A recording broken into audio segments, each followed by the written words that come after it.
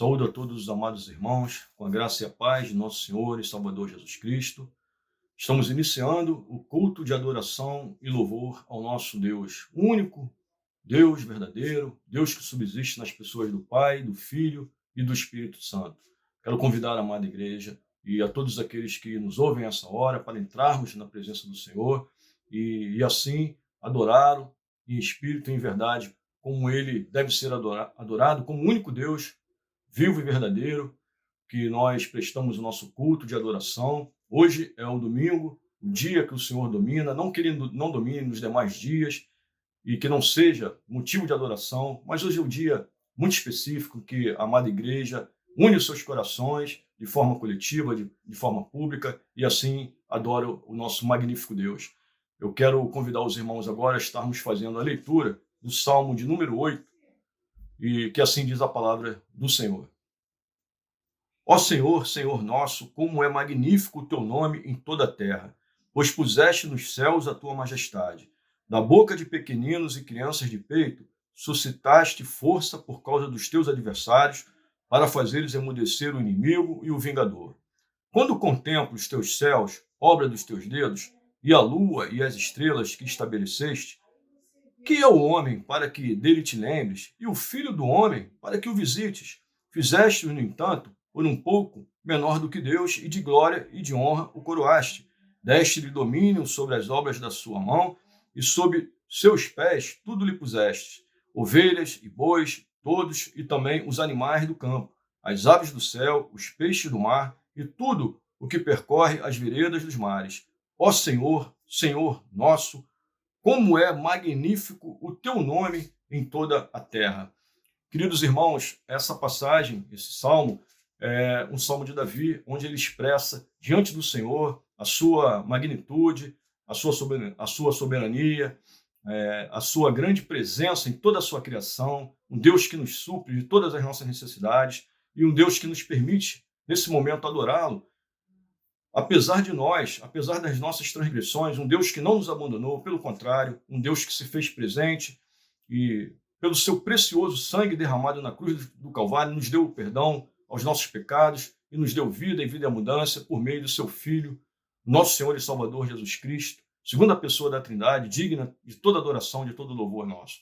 Vamos, nesse momento agora, orarmos em gratidão a esse Deus e colocarmos nossas vidas diante dele. Que esse culto, onde você terá toda a liberdade de estar participando, nós teremos momentos em que nós estaremos louvando e engrandecendo o nome do Senhor, momentos em que nós estaremos confessando diante dele as nossas faltas, intercedendo por nossas vidas, por aqueles que amamos, pelas situações que nos envolvem, e aquele momento tão exclusivo, tão inefável, em que o Senhor fala ao nosso coração através do pregador. Então, tudo isso nós vamos colocar diante da presença dele e agradecê-lo por ser esse Deus bendito que ele é. Vamos orar ao Senhor, convido você a fechar seus olhos, curvar suas cabeças. Oremos em adoração ao Senhor. Pai bendito, Deus amado, nós nos encontramos, Senhor, na tua presença nesse início de culto.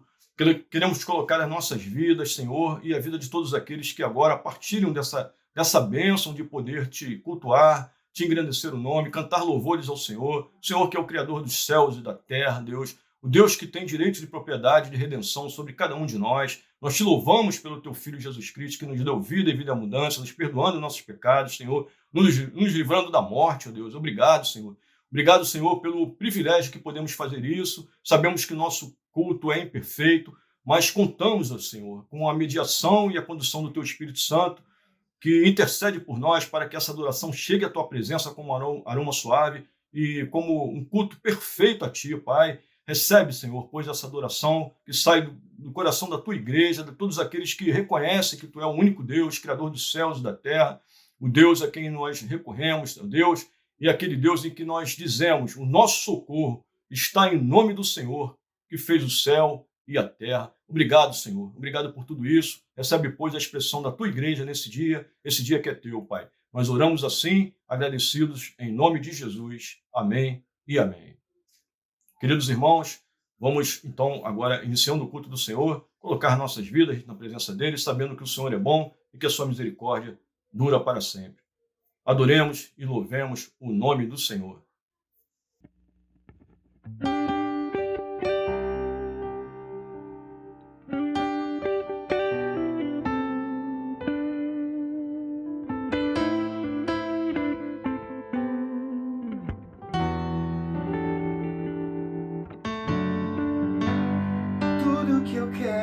está em ti, toda a minha vida eu te entrego,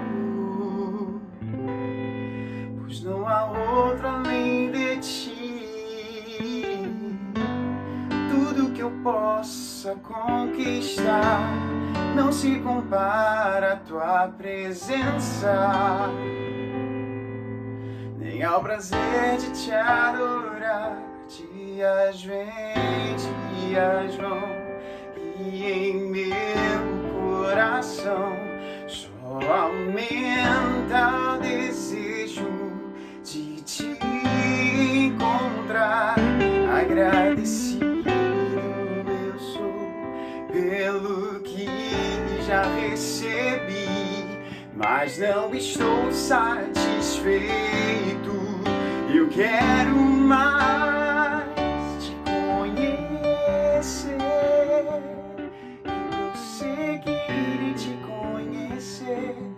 Esse é o alvo da minha vida, Senhor.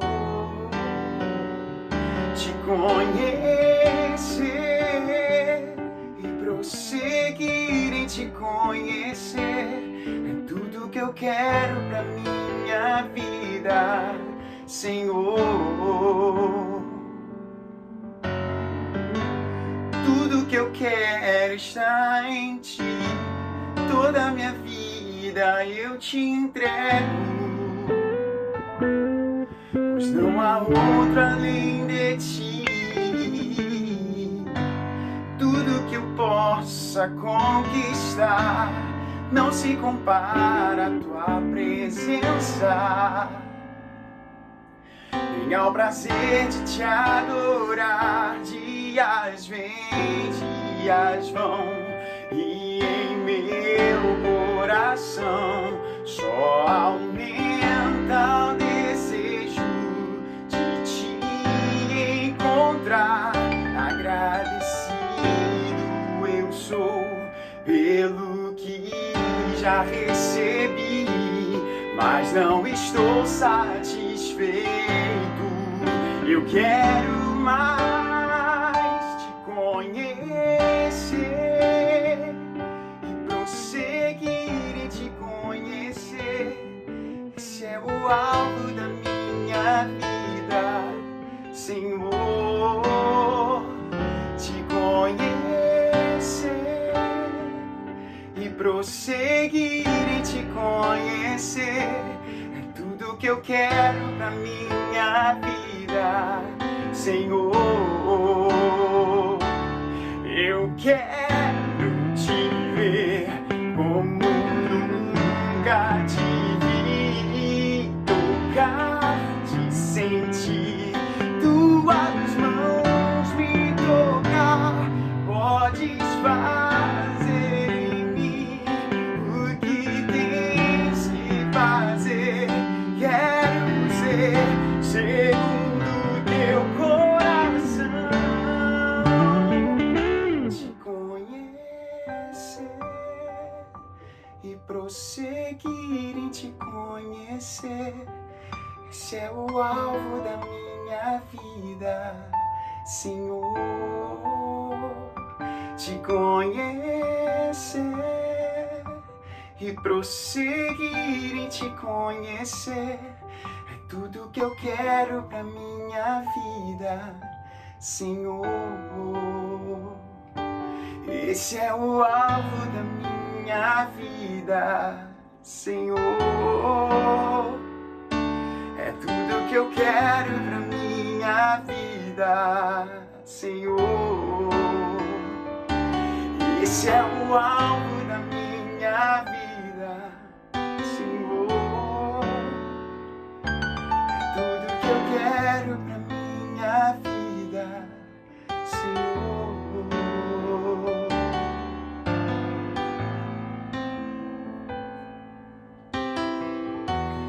Que essa seja a nossa oração sempre, sempre, sempre.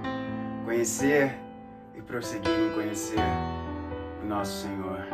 Que Ele nos abençoe. Amém. Amados, graça e paz. O nosso socorro está em o nome do Senhor que fez os céus e a terra. O texto que se encontra na primeira carta do apóstolo João, capítulo 1, do verso 5 a 10, diz o seguinte: Ora, a mensagem que da parte de Deus temos ouvido e vos anunciamos é esta, que Deus é luz e não há nele treva nenhuma. Se dissermos que mantemos comunhão com ele e andarmos nas trevas, mentimos e não praticamos a verdade. Se, porém, andarmos na luz, como ele está na luz, mantemos comunhão uns com os outros, e o sangue de Jesus, seu Filho, nos purifica de todo pecado. Se dissermos que não temos pecado nenhum, a nós mesmos nos enganamos e a verdade não está em nós. Se confessarmos os nossos pecados, ele é fiel e justo para nos perdoar os pecados e nos purificar de toda injustiça. Se dissermos que não temos pecado, que não temos cometido pecado, fazemo-lo mentiroso e a sua palavra não está em nós. João ele está tratando aqui de algo específico que vinha prejudicando a caminhada cristã. As práticas às quais João ele condena, que eram práticas obscuras, denominadas aqui como caminho de trevas, estavam levando alguns membros da igreja às práticas que destoavam dos ensinos apostólicos. E dessa forma, João exorta a esses crentes que se arrependam e que reconheçam as suas debilidades. Há coisas que aparentemente não são pecaminosas. E esse provavelmente era o problema combatido nesta carta. Né? Práticas que aparentemente tinham alguma forma de piedade ou similaridade com ensinos apostólicos, talvez aqui um linguajar parecido com aquele que os cristãos usam, mas que na verdade atingiam a base do cristianismo, porque de alguma forma elas depunham contra a pessoa e a divindade de Jesus, e que, portanto, era mentira. Né? E isso João ele vai condenar. João afirma que quem pratica essas obras, pratica obras das trevas porque não praticam a verdade. João nos diz ainda que essas obras elas destroem a comunhão. João fala isso porque a comunhão não se limita apenas a estar juntos. Ela é muito mais do que isso. Mas é nós estarmos juntos com os mesmos propósitos e aí você tem, né, de fato, a comunhão. João ele lamenta que as pessoas estivessem praticando isso e que provavelmente foram, né, aqui, elas são exortadas a abandonarem essas práticas, mas elas não se consideravam pecadoras. É como se elas estivessem fazendo algo e dizendo assim, não, mas isso não está errado. Né? Mas olha só que coisa boa, né? Elas poderiam afirmar que estavam seguindo a Deus, que elas estavam pregando a Jesus. Mas a grande pergunta é: que Jesus?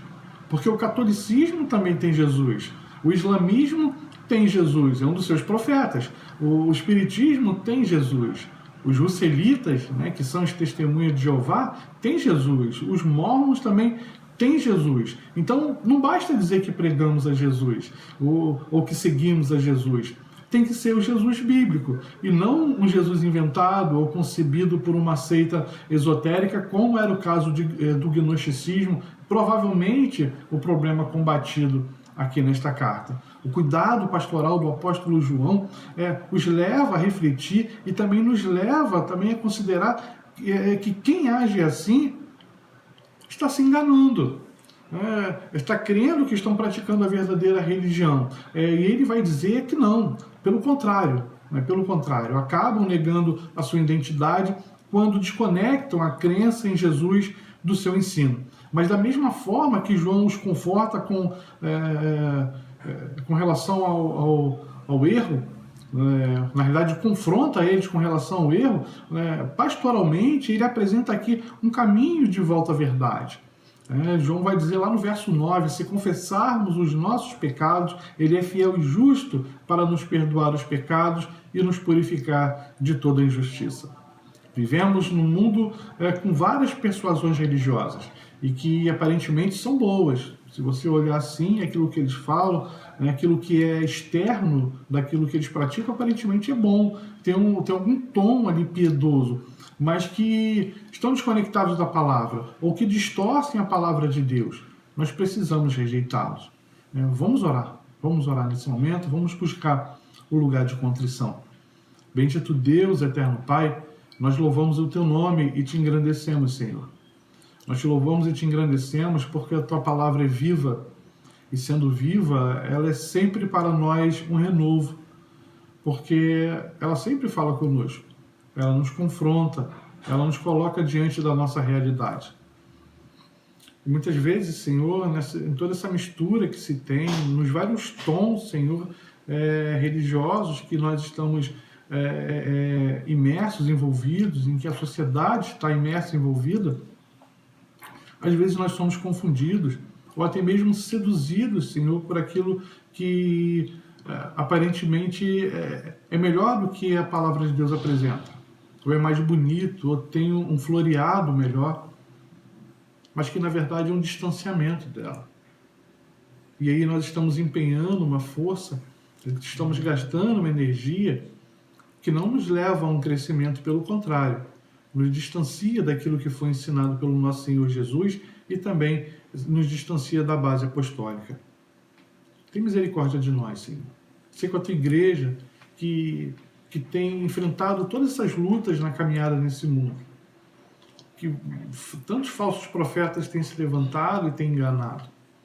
Tantas palavras bonitas têm sido ditas de forma filosófica, mas que, na verdade, não falam a verdade da Tua palavra. Que às vezes pode não ser, ao nosso ver, tão bonita, mas que promove em nós edificação, que promove em nós uma caminhada distante daquele caminho que João condena aqui, o caminho das trevas. Se conosco, Pai.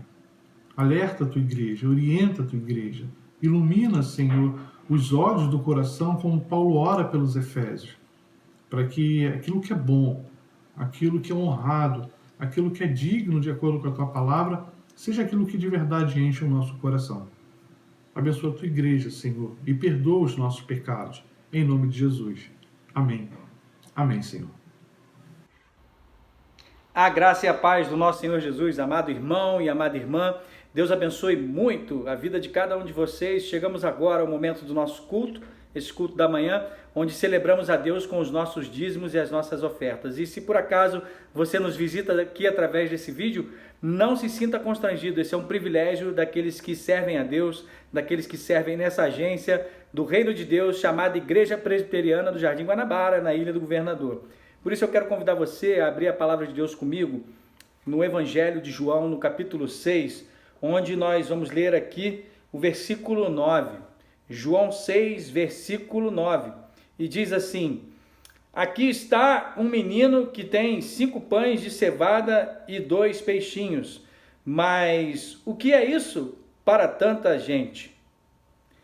Meu irmão e minha irmã, você conhece muito bem essa história. Nós estamos aqui falando da primeira multiplicação de pães e peixes, onde Jesus ali estava com seus discípulos e ele vira para Filipe e fala: olha, essa multidão tem fome e nós precisamos alimentá-lo.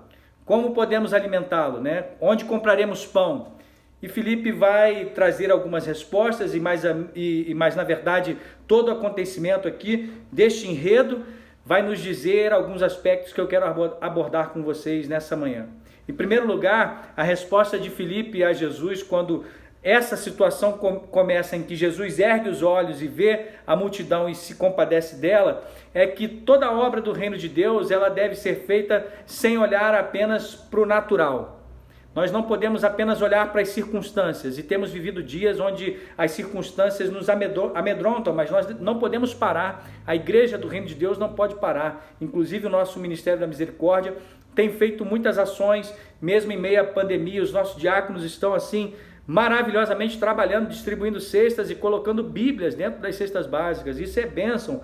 Mas o que ocorre é que Filipe faz um questionamento: Senhor, nós aqui, nem se nós tivéssemos 8 meses de salário, que são os tais lá dos 200 denários, nós conseguiríamos comprar alimento para todo mundo ao ponto de que cada um comesse um pedaço de pão pelo menos. Ou seja, Filipe olha para o natural, e o que Deus pede para mim e para você? quando Jesus está testando a fé e o coração de Filipe, era para saber se ele estava pronto a olhar, sem olhar somente para aquilo que move na ajuda natural, mas acreditando que ele estava andando com o mestre dos mestres e que ele poderia se mover no sobrenatural também, o que Deus faria com os recursos. É como a oferta da viúva pobre. E é por isso que eu quero olhar para o segundo aspecto com você. Esteja pronto.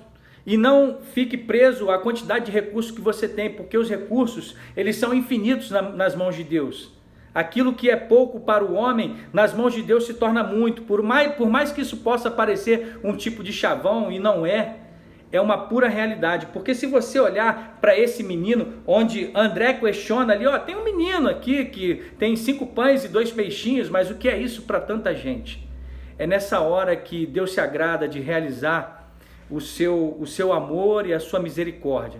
Quando o homem diz que não, quando o homem diz que é impossível, o Deus soberano que está sentado no seu trono, ele move através do sobrenatural. A nossa esperança está no sobrenatural. Por mais que a ajuda venha através do recurso natural, a nossa esperança se move através do sobrenatural com o que temos e oferecemos a Deus.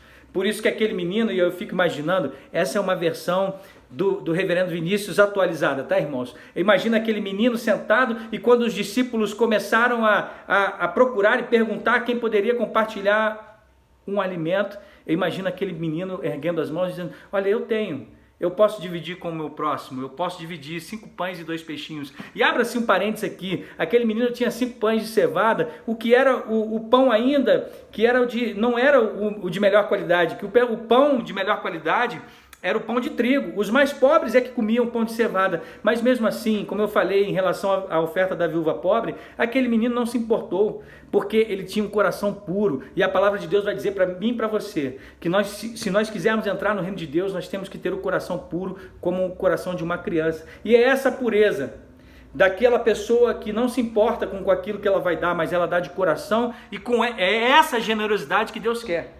Não é pela quantidade, meu irmão e minha irmã, mas é como você oferece a sua vida diante de Deus, e aquele menino fez isso, e Deus multiplicou.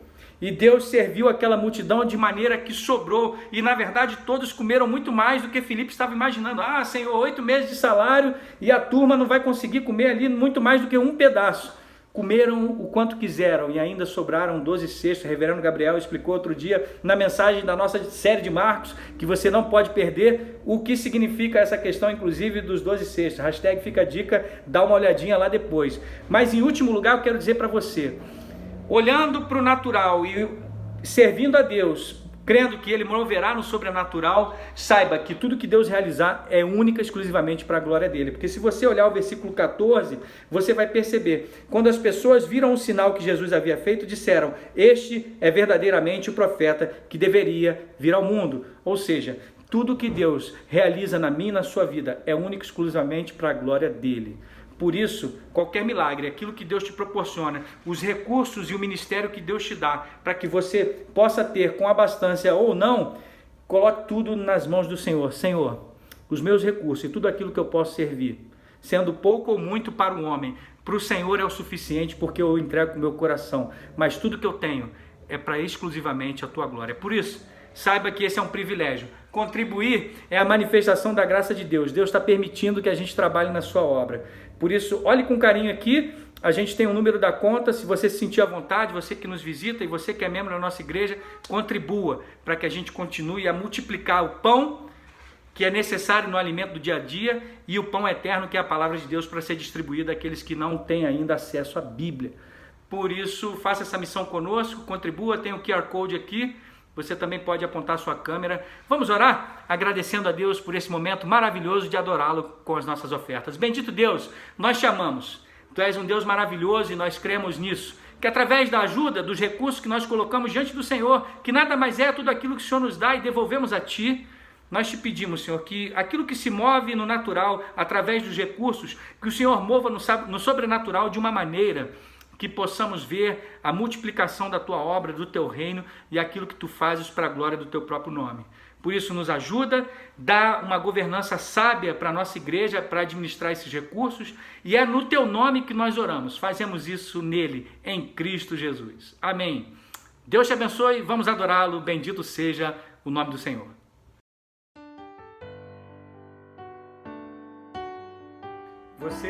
convidado agora pelo Espírito Santo de Deus a adorar ao Rei Jesus, o único que é digno, independente das circunstâncias.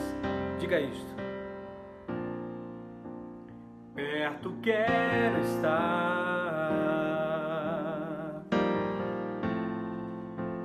junto aos teus pés,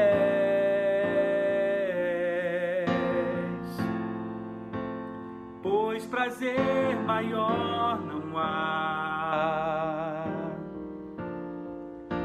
que me render e te adorar. Tudo que há em mim quero te ofertar,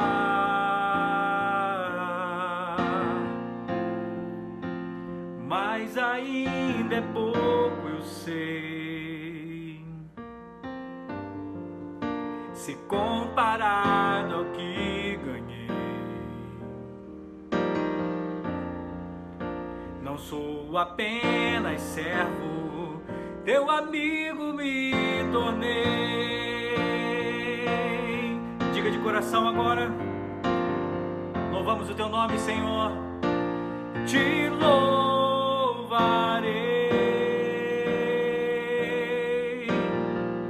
Não importam as circunstâncias, adorarei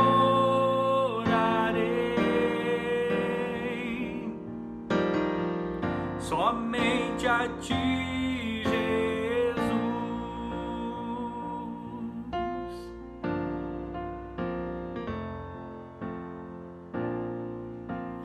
Perto quero estar, junto aos teus pés,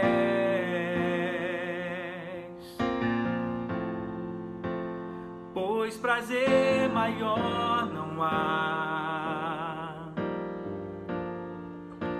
que me render e te adorar. Tudo que há em mim eu quero te ofertar, Senhor. Quero te ofertar,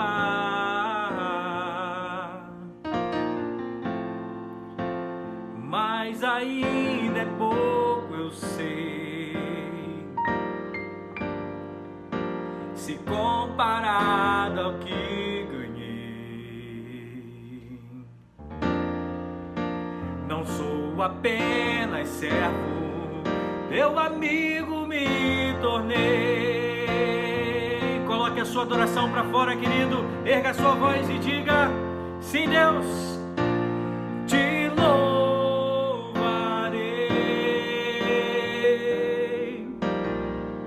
Não importam as circunstâncias, adorarei somente a ti, somente a ti, Jesus. Eu te louvarei, te louvarei. Não importam as circunstâncias, não importam as circunstâncias, adorarei somente a Ele, somente a ti, Jesus. O nosso coração anela somente a ti, Jesus. Somente a ti, Jesus. Te amo, Senhor. Deus te abençoe. Louve a Ele. Bendiga o nome do Senhor. A graça e a paz, meus irmãos amados de Deus, nessa manhã em que vamos falar do Senhor, em que vamos ouvir do Senhor, em que temos feito isso, pela graça de Deus, ao longo desses últimos domingos. E nessa hora nós vamos dar continuidade à mensagem no livro de Marcos, do Evangelho de Marcos, que eu convido você a abrir no capítulo 9 do Evangelho de Marcos. E a gente vai ler do primeiro versículo até o versículo de número 8. Do primeiro, fazendo uma releitura, ainda que breve, do que o reverendo Gabriel, no último domingo de manhã, nos indicou e nos ensinou. Antes, porém, vamos fazer uma oração de iluminação para esse momento da mensagem. Oremos. Senhor Deus, nós glorificamos e exaltamos o nome do Senhor e rogamos pela instrumentalidade, pela iluminação do Teu Santo Espírito, para que, desde a leitura da palavra, nós já entendamos o que o Senhor tem a dizer para a nossa vida. É a oração que fazemos em nome de Cristo, o nosso Senhor. Amém. Você pode abrir sua Bíblia aí, em qualquer versão que você quiser, mas do versículo 1 até o versículo de número 8, e que diz assim, no capítulo 9 de Marcos. O primeiro versículo diz assim: morte? Disse-lhes ainda Jesus: em verdade vos afirmo que alguns dos que aqui se encontram não saberão o que é morrer, até que vejam ter chegado o reino de Deus com seu poder. Do versículo 2 até o versículo 8 nos fala da resplandecência, que diz assim, e você pode ir acompanhando aí nos seus versículos. 6 dias depois, tomou Jesus consigo a Pedro, Tiago e João, e os levou sós à parte a um alto monte, onde houve sua transfiguração. Suas vestes tornaram-se resplandecentes e sobremodo brancas, como nenhum lavador na terra as poderia alvejar. Mostrou-se-lhes uma cena repleta de muita luz. Eram Elias e Moisés que falavam com Jesus. Então Pedro, aterrado e sem saber o que dizer, declarou ser bom aquele estado, apontando o que deveriam fazer. Mestre, não sei se tu farias, mas construamos três tendas. Uma será tua, outra para Moisés e outra para Elias. A seguir veio uma nuvem que os envolveu, e dela uma voz dizia, voz que era de Deus: ouvi este, que é meu filho amado. E então somente viram a Jesus, ao olharem de relance para qualquer lado. A palavra de Deus nos fala no Evangelho de Marcos, um evangelho que Marcos escreve como um grande anunciador dos feitos de Jesus. Um grande anunciador do que Jesus fez para falar do reino de Deus, para apresentar o reino de Deus para este mundo. E a primeira coisa que nós temos que entender é porque passagens desse tipo, como esses versículos nos relatam, elas muitas vezes causam determinadas confusões. Então a primeira coisa que nós temos que entender é que esse quadro que nós percebemos aqui é um quadro altamente espiritual, mas não é espírita, é espiritual. É diferente. E você entende o que eu estou querendo dizer. Tanto é que o reverendo Gabriel, no domingo passado pela manhã, e eu convido você a dar uma olhada lá naquele sermão, que foi maravilhoso. Graças a Deus, reverendo Gabriel, por isso. Ele nos explicou e deu uma pincelada muito boa, dizendo, quando nós lemos no versículo 1, em verdade vos afirmo que dos que aqui se encontram, alguns há que de maneira nenhuma passarão pela morte até haver chegado o reino de Deus com seu poder. E a gente presta atenção aqui que, na verdade, Jesus não estava querendo falar de alguma coisa espírita, mas espiritual, e bem presente na vida deles. Tanto que quando ele chama os 3 seus amigos mais próximos, Pedro, Tiago e João, e os leva a sós a um alto monte, e ali há essa transfiguração, essa passagem toda que ali acontece, Jesus estava querendo dizer desse ponto. Aqueles 3 amigos de Jesus, eles viram, e Jesus deu a oportunidade a eles de verem um pedacinho do céu, um pedacinho do reino de Deus na terra. E eles ficaram maravilhados com isso. E um detalhe que eu quero chamar a sua atenção também é para que, se ficaram maravilhados com esse pouquinho que Jesus deu para eles, imagina na sua totalidade. E é a nossa esperança por isso. O que nós queremos chamar a sua atenção, me perdoem, chamar a sua atenção nessa manhã é para a questão espiritual envolvida, histórica envolvida e que Jesus apresenta aos seus 3 amigos.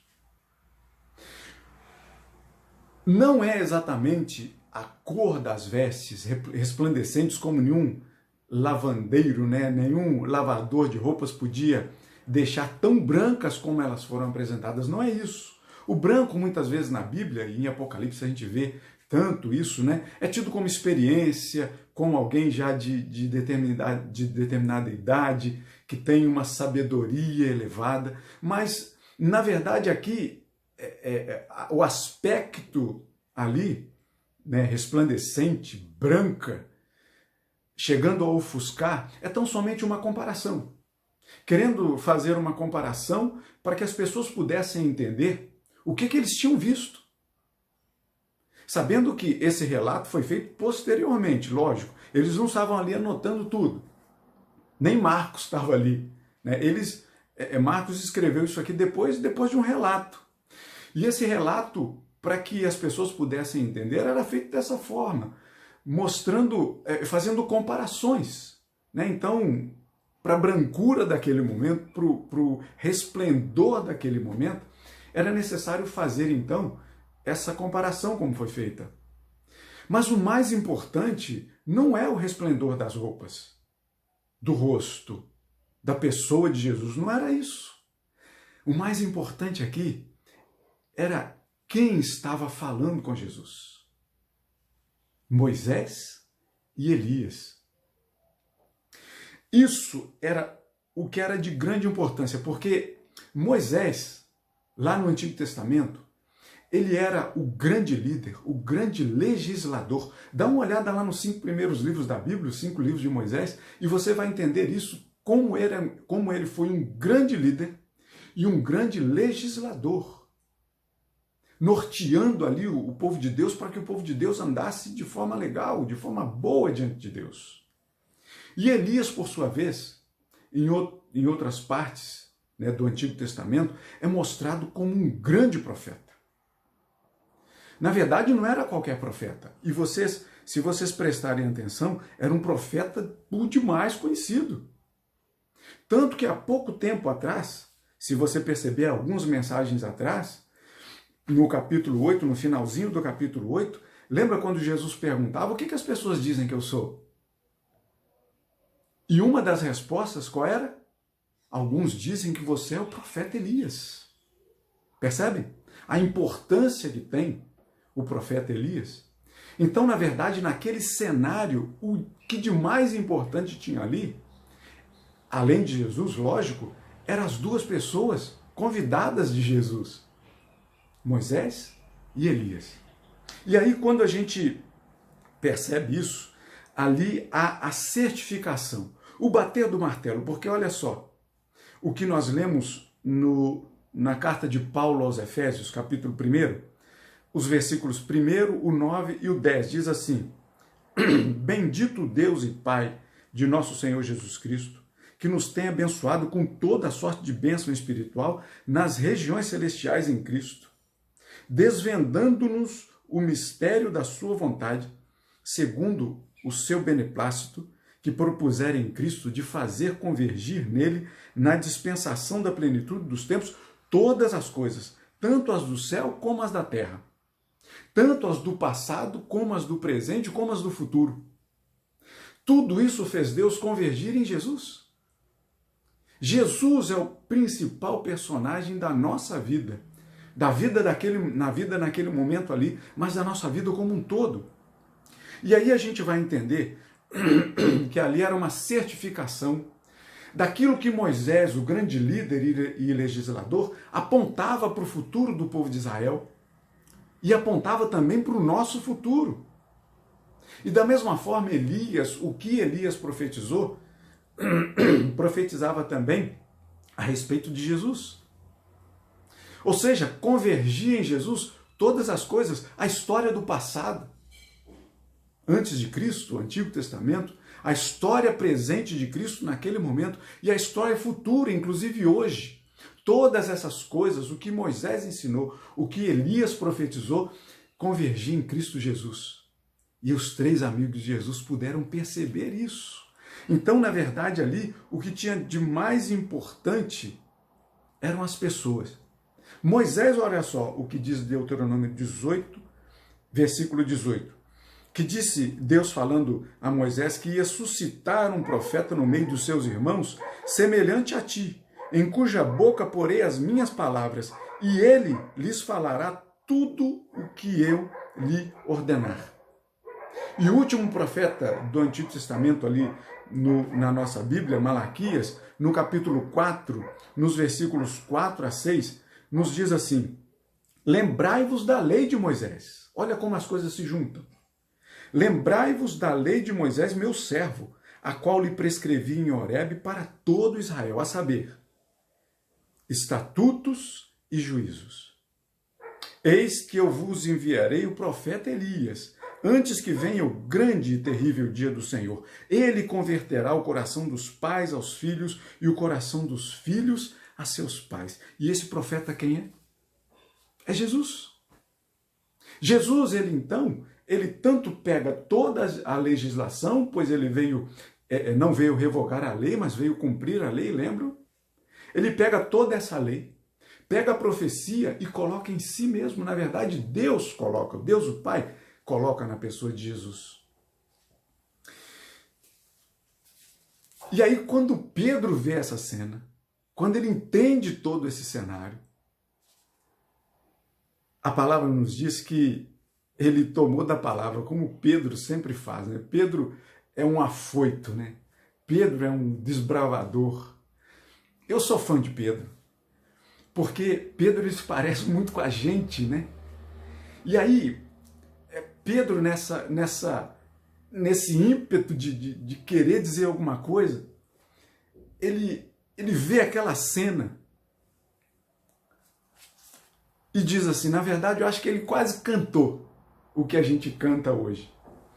Ele viu essa cena e deve ter cantado assim: bom estarmos aqui louvando a Deus, podendo exaltar seu santo nome, tendo para isso tempo para louvarmos a Deus, num só amor, num só Espírito. Ele falou assim: Senhor, bom é a gente estar aqui. Que gostoso a gente estar aqui, Senhor. Porque a sensação deve ter sido indescritível, meus irmãos. Como será indescritível aquilo que nos aguarda, aquilo que nós temos esperança em Cristo Jesus, o nosso Senhor. E aí Pedro viu isso e achou tão bom estar na presença do Senhor que ele vai e diz assim: vamos construir 3 tendas aqui. Na segunda-feira passada, pela manhã, eu estive lá na igreja do Jardim. Abri o templo, acendi a luz, cheguei lá no púlpito, recitei um salmo em que eu falaria para as irmãs numa reunião de quinta-feira, para nossas irmãs da Sociedade Auxiliadora Feminina, lá da Igreja do Jardim, aquele que diz, que pede para o Senhor restaurar a sorte como as torrentes no Negueb, aquele que fala que as pessoas têm falado que o povo de Israel era um povo, entre aspas, sortudo. Grandes coisas o Senhor tem feito por nós, por isso estamos alegres. Eu recitei esse salmo, li o salmo de número 142, rogando ao Senhor que meu espírito estava gemendo. E eu ali no púlpito, olhando para os bancos vazios, mas ao mesmo tempo vendo cada um e cada uma de vocês lá, assentado. Louco para chegar esse dia de novo. Eu falo pouco da saudade que eu tenho, mas eu estou aqui com o coração muito apertado, porque a saudade é grande demais. Eu sei que isso tudo vai passar, mas a saudade é grande demais. E ali eu estava ali no púlpito, olhando vocês assentados lá, porque a gente lá da frente sabe que você tem o seu lugar cativo lá, é ou não é verdade? A gente sabe mais ou menos o rosto de quem senta onde. E ali eu estava em êxtase, olhando para a igreja cheia, apesar dos bancos vazios. E Pedro, eu acho que ele também teve a mesma sensação de não querer sair dali. Eu já tinha trabalhado na segunda-feira de manhã, eu já tinha ido ao mercado, as compras estavam na mala do carro, mas eu quis passar um tempo lá e passei um tempinho. Mas Pedro, naquele momento, ele vai e olha para Jesus e diz, né? Senhor, vamos construir 3 tendas aqui, porque é bom estar aqui. E eu imagino Pedro, né?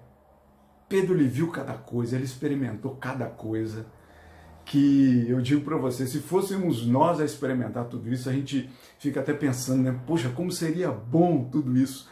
Mas na verdade é muito complicado.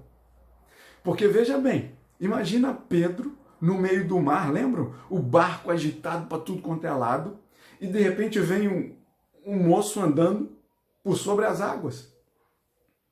Um moço, sim, porque eles não sabiam que era Jesus. Lembram que a passagem diz que eles acharam que era um fantasma? E depois, quando Pedro percebeu que era Jesus, Jesus chama ele para andar sobre as águas também. Que coisa na cabeça de Pedro! E agora Pedro é levado ali para o monte junto com 2 outros amigos e vê aquele pedaço do reino dos céus fincado na terra em cima do monte. Ah, Pedro queria ficar ali. Quem não queria? Pedro viu cada coisa, então é compreensível entender o que a palavra diz, que ele viu e o que ele falou, ele não sabia direito o que ele falou, não é assim que a palavra nos diz? Porque no versículo 5 diz, então Pedro tomando a palavra disse, mestre, é bom estarmos aqui e que façamos 3 tendas, uma será tua, outra para Moisés e outra para Elias. E a palavra diz no versículo 6, pois não sabia o que dizer por estarem eles aterrados. Lógico. Eram olhos carnais, eram olhos pecadores. Eram olhos pequenos vendo a grandiosidade do reino. É de assustar. E que bom que assuste mesmo. Que bom que maravilhe mesmo. Que bom que nos encha de esperança mesmo para que a gente queira viver um momento como esse. E quando a gente for viver um momento como esse, não vai ser um tempinho como Pedro viveu ali, mas vai ser para a eternidade. É coisa maravilhosa. Agora ele vê Moisés e Elias. E não me pergunte como ele sabia que era Moisés e Elias. Eles devem ter perguntado para Jesus depois, quem é que estava lá com vocês? Com o Senhor. Porque, como o reverendo Gabriel mesmo falou domingo passado, né? Que alguns veriam antes de morrer. Pedro viu, Pedro morreu, Moisés já tinha morrido, Elias já tinha morrido. Então, assim, talvez pela tradição oral ele soubesse de algumas características, alguma coisa, mas tem coisas do reino de Deus, tem coisas de Deus pra gente que são inexplicáveis. Então, assim, muita coisa, não tentem buscar explicação. Creiam. Creiam com toda a fé dentro do coração de vocês. Que isso é muito bom. O reino visto com os nossos olhos carnais muitas vezes causa estranheza, apesar da beleza que tem e da vontade de ficar ali. Quando Pedro fala de tenda, você consegue entender comigo que é permanência? Construir tenda não é uma coisa de construir e sair andando, não. Construir tenda é lugar de ficar um tempo. E Pedro queria ficar ali um tempo. Mas vamos pensar um pouco no contexto, abre um pouco o contexto maior. Sai comigo um pouco daquele monte em que os três estavam, e a gente é levado a estar lá também. Vamos sair um pouco desse monte e vamos olhar um pouco um espaço maior. E os outros apóstolos que ficaram lá embaixo? E os outros discípulos que ficaram lá embaixo? E as pessoas que queriam estar com Jesus, que estavam lá embaixo? Estava bem confortável lá, sobre o monte, né? Com Jesus, com aquele pedaço do céu na terra. Mas tinha gente lá embaixo que precisava da presença de Jesus. E agora a gente chega no último trecho dessa mensagem e que nos dá nome a ela. Não podemos ficar. Vocês percebem comigo que não houve palavras de Jesus ali naquele momento? Jesus não disse nada ali naquele momento. Mas falaram dele. Alguma coisa falou sobre Jesus. Uma nuvem e uma voz. Percebam que uma outra voz vinda do céu chegaram a, por exemplo, a Paulo, que quando viu aquele clarão e ouvia uma voz do céu dizendo para ele: Paulo, Paulo, ou Saulo, Saulo, por que me persegues? Mas também uma outra voz vinda do céu, e você há de lembrar comigo, que quando João Batista estava batizando Jesus, quando Jesus sai da água, alguma coisa como pomba repousa sobre ele, e do céu se ouve o quê? Este é o meu filho amado. Aqueles três amigos de Jesus não tinham ouvido aquela voz, até porque eles não tinham sido chamados por Jesus ainda. Jesus estava começando aquele ministério dele depois do batismo. É que ele ia chamar um e outro, né? E como chamou gente boa, né? E aí, eles não tinham ouvido isso ainda, e o Senhor oportunou aos ouvidos dele mais um pedaço do céu. Quando eles então ouvem aquela voz: Este é o meu filho amado, a ele vocês devem ouvir. E aí vocês lembram quando João, no Evangelho de João, capítulo 10, versículo 30, que Jesus diz que eu e o Pai somos um? Então não podemos ficar. Não podemos ficar porque nós temos que descer, porque tem gente lá, doente, e que precisa de Jesus. Jesus, lembra o que ele falou? Que ele não veio para os sãos, mas ele veio para os doentes. Havia doente lá embaixo precisando, eles não podiam ficar. Eles tinham que descer. Não podemos ficar porque há pouco tempo Jesus havia explicado isso para os seus discípulos. Ele havia dito para eles, vocês se lembram comigo, um pouco de tempo atrás, no capítulo 8, versículo 31, de coisas que o Filho do Homem, um título de Jesus, carregava, um título que ele carregava, que o Filho do Homem precisava passar por algumas coisas, lembram? E a principal delas, que Jesus precisava passar, era o quê? Sofrimento, dor e morte na cruz. Morrendo por mim e por você. E lembra que até Pedro, mais uma vez Pedro, olha só, mais uma vez Pedro chama Jesus à parte e repreende Jesus, fala: o que é isso, Jesus? Morrer, como assim? E Jesus fala assim: arreda Satanás, porque você não cogita das coisas do céu, mas você cogita das coisas da terra. Sempre Pedro, né? Mas bom que Pedro dá cara a tapa, não é isso? Bom que Pedro é desbravador, é isso mesmo. Não está entendendo? Pergunta. Está com algum conflito interno? Conversa com Deus, uma conversa franca. Muitas vezes, chama, entre muitas aspas, muitíssimas aspas, mas chama Deus para o seu cantinho. Para o seu cantinho, não para o cantinho de Deus. Deus não há cantinho para ficar espremido, mas chama Ele para dentro do seu quarto. Tranca a porta, conversa com Deus. Derrama o seu coração diante de Deus. Fala das suas mágoas, dos seus temores, das suas incompreensões.